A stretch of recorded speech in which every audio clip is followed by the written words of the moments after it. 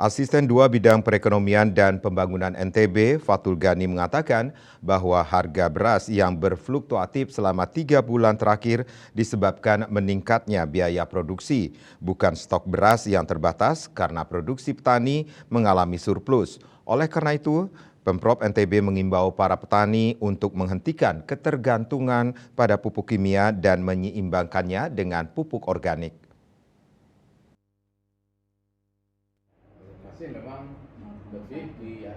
Asisten 2 Bidang Perekonomian dan Pembangunan Setda Provinsi Nusa Tenggara Barat Fatul Gani mengatakan harga beras yang berfluktuasi di wilayah setempat selama 3 bulan terakhir disebabkan meningkatnya biaya produksi dan bukan stok beras yang terbatas apalagi kurang.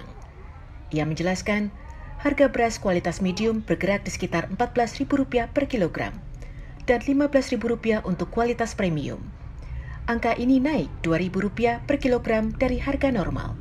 Sementara, stok beras di NTB aman untuk 5 bulan ke depan bahkan surplus. Oleh karena itu, pemerintah Provinsi NTB mengimbau penyuluh-penyuluh pertanian untuk mensosialisasikan kepada para petani agar menghentikan ketergantungan pada pupuk kimia dengan menyeimbangkan penggunaan pupuk kimia dan organik. Kemudian yang lain, mengapa faktor produksi tinggi? Memang biaya pupuk mahal.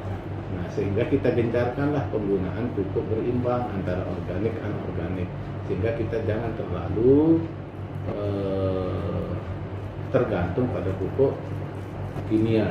Jadi kita sudah mulai secara masif, tadi sudah kita sampaikan kepada Dinas Pertanian, kebetulan Dinas Pertanian di bawah Mitra Asisten 2, untuk terus lakukan sosialisasi, penyuluh-penyuluh kita yang ada di lapangan untuk gencar mensosialisasikan kita jangan sampai terlalu tergantung kepada pupuk kimia.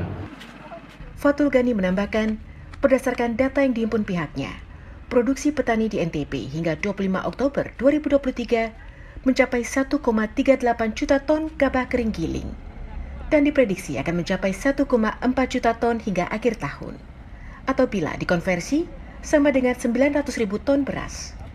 Sementara nilai konsumsi pangan beras daerah sebesar 500.000 hingga 550.000 ton, sehingga produksi beras NTB dinyatakan surplus 350.000 ton.